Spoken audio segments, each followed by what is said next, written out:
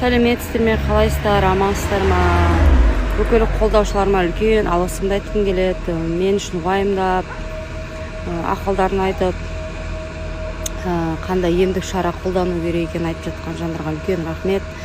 Негізінде денсаулықтың қадірін ауырғанда білесіз екенсің. Расында да солай. Денсаулық болмаса еш нәрседе қызық емес вообще. Сол үшін айтады екен ғой, денсаулық зор байлық деп. Денсаулығымызды бағалайық.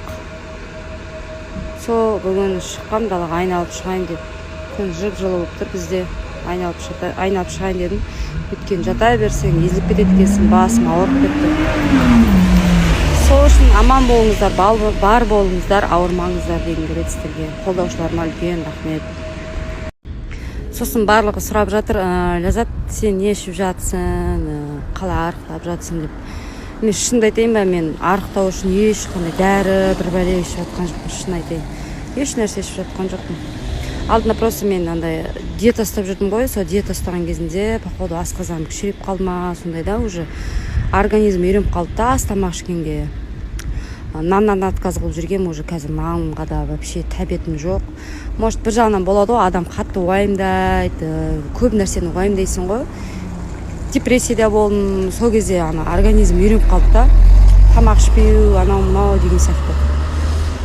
Білмеймін, мен расын айтсам, мен қазір өзіме сезіп жүрмін, қазір кәдімгідей қатты арықтап қалыппын да, бірақ арықтау үшін мен диета бір бәле дәрі ішіп жатқан жоқпын. Просто уайымнамын деп ойлаймын. Көп уайымға салынып жүрмін қазір. Сол уайымдағаннан кейін тамақ ішпейсің, сөйтіп арықтайсың, короче. Сосын мен байқағанымша, жаңағыдай қиналып, дәрі ішіп, бір нәрсе жасап, арықтау деген болмайды негізінде да.